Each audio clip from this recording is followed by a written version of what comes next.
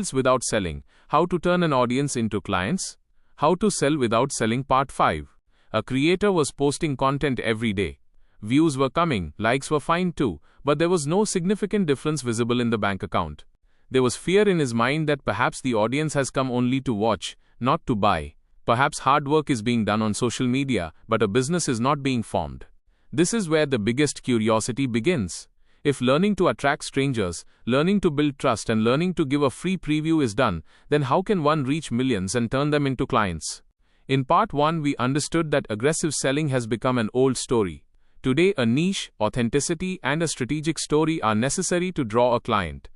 In Part 2, we saw the 5-step persuasion formula.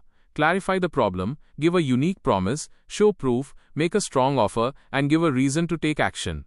In Part 3 we understood sales resistance. The customer is not an enemy, they are protecting themselves from a wrong decision. Therefore one has to become a consultant, not a salesman. In Part 4, the free preview arrived. Give the customer a taste first, not the whole meal. Give them a small experience of your value, so that the buying risk feels low. Now in the final part, the question is about scale. If you have the message, trust and offer, then why keep it limited only to your small audience? Terry Dean's thinking tells us that the internet has completely changed the world of marketing. Now reach is no longer just a monopoly of big brands. A small business can also reach those people through the right content, the right platform and the right partnership, whom meeting before seemed almost impossible. But there is a trap here too. Mistaking views on social media for success can be the biggest mistake. Views give attention, not clients. If the audience does not understand the next step after watching the content, then they just take the entertainment and move along. The business stops right there. Therefore, do not make social media just a posting machine. Make it a bridge that takes you from attention to trust, and from trust to action. Platforms like Facebook, Instagram, YouTube, LinkedIn, and X can give attention. But every platform has its own algorithm, policy, and business interest. In old times, marketers used to talk about the Facebook relevance score. Today, diagnostics related to quality, engagement, and conversion in meta ads help in understanding underperforming ads. To put it in simple language, the platform looks at whether people are liking your ad, ignoring it, hiding it, or taking action on it. If the ad is relevant to the audience, its performance can be better. But if the promise is fake, overhyped, or misleading, then people's trust also breaks, and platform signals can also get worse. Therefore, it is necessary to understand the difference between a strong promise and a false promise. A claim like lose weight in 7 days might attract people, but it can damage credibility. Value-based ads are more sustainable. For example, a golf coach can give a small tutorial. A financial educator can explain a common mistake. A business coach can talk about a real trouble of a small owner. When content is useful, people save it, share it, and send it to others. This organic trust can be more powerful than paid promotion. Story-based ads can also work. In Part 3, we saw the power of a strategic story. The audience should understand your reason, not just the offer. How an old customer was confused, what struggle they did, how their clarity was made with your help. Such stories make people relate. But despite social media ads being powerful, they can also become a dangerous dependency. Because you are not the owner of Facebook, Instagram, YouTube, or X. Today reach is being received, tomorrow the algorithm might change. Today the account is active, tomorrow content can be limited due to a mistake, complaint, or policy issue. Therefore, a smart business considers social media as rented land. Make traffic there, but build your own house too, where there is a direct connection with the audience. Your own platform can be a website, blog, email list, newsletter, or community. Platforms like WordPress are popular because people can build their own website and content system. A website is not completely risk-free, the responsibility of hosting and compliance remains. But compared to social media, your control there is greater. An email list and newsletter are also very important. Because in an email, you can talk to the audience directly, but here too, respect for permission, privacy, and unsubscribe is necessary. Capture attention on social media, then guide the audience toward your blog, website, email list, or free resource. This is how a funnel is formed. A reel gives attention, a post builds trust, a free preview gives experience, and an email takes the relationship gradually to the buyer decision. But if you are completely new, building your audience can be slow. Even after putting content for months, growth can look small. This is where Terry Dean's big idea comes, other people's audience. That means doing smart collaboration with people who already have an audience, trust, and influence. There are thousands of bloggers, podcasters, YouTubers, newsletter owners, and influencers in the world whose audience can match your ideal clients. But here, do not look just at a big follower count. The right audience is the most necessary. Your best offer will also fall weak in front of the wrong audience.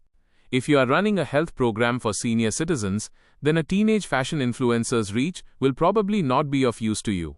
If you give small business accounting services, then the audience of a creator whom traders, freelancers, or shop owners watch can be useful.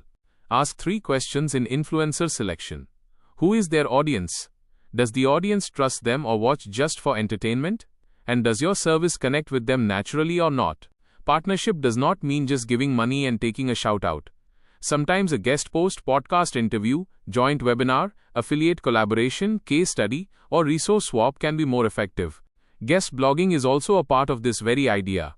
If a high-traffic blog is connected to your industry and accepts guest contributions, then giving a valuable article there can become an opportunity. But a guest post should not be just self-promotion. The blog owner needs a reason why they should show your content to their readers. Therefore, content should be such that solves the audience's problem, gives a fresh angle, and also makes the blog owner's reputation strong. Build the relationship first.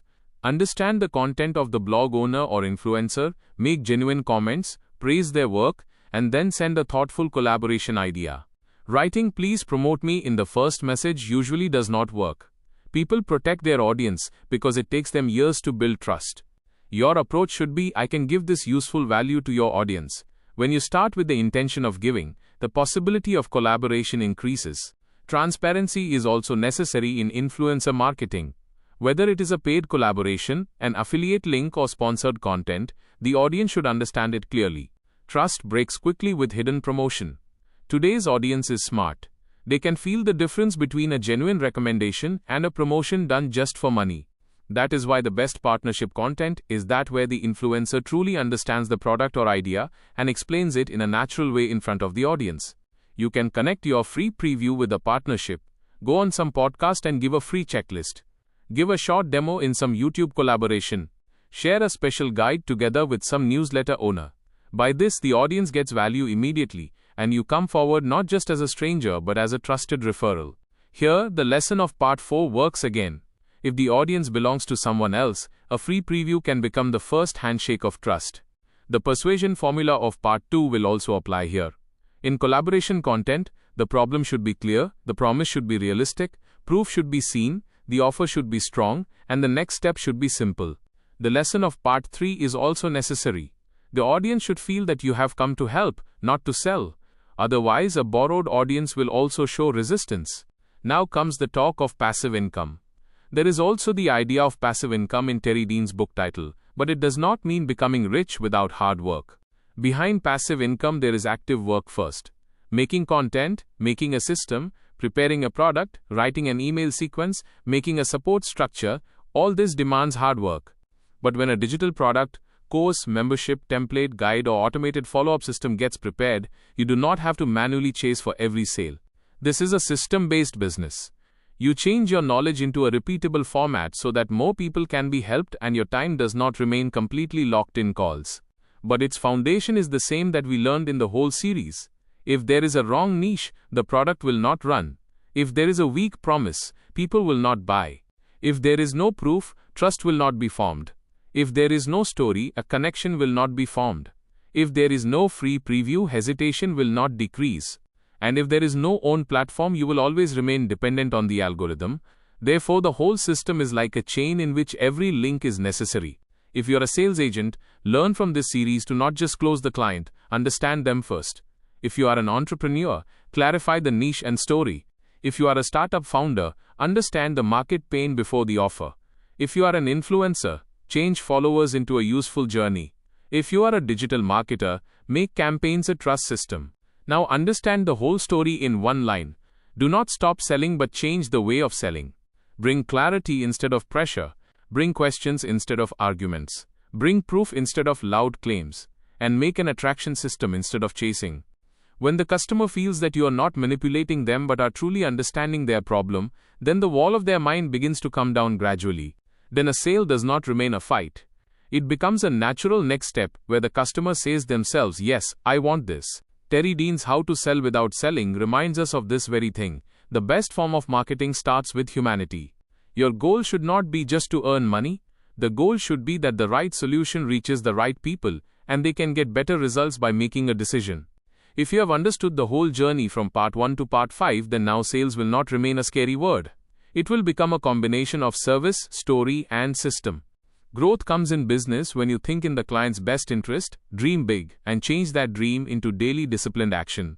In the end, remember, people can forget the product, they can forget the price, but they do not forget how you made them feel while making the decision. The business that gives respect, clarity, and real value to the customer is the one that lasts in the long race. This is the real art of selling without selling. If this video has taught you something new, or if you feel this information should reach more people, don't forget to like and share the video. Your small share can become valuable and useful information for someone else. If you have any questions related to this topic, or if you would like to share your opinion with us, be sure to write in the comment box. We read every question and suggestion from you, because your feedback inspires us to create better content. And if you want to keep receiving such interesting and reliable information about business, the economy, and the world in the future, then don't forget to subscribe to our channel GRT Business and also press the bell icon so that you get notifications of every new video directly. At GRT Business, we always strive to provide you with accurate, balanced, and reliable information. Our news and analysis are prepared based on information obtained from various news agencies, public sources, and public opinion. We make every effort to verify and validate each fact as much as possible. But in case of any possible error or dispute, the responsibility lies with the respective sources. Our only aim is to present you with a correct and trustworthy perspective so that you can understand any topic better.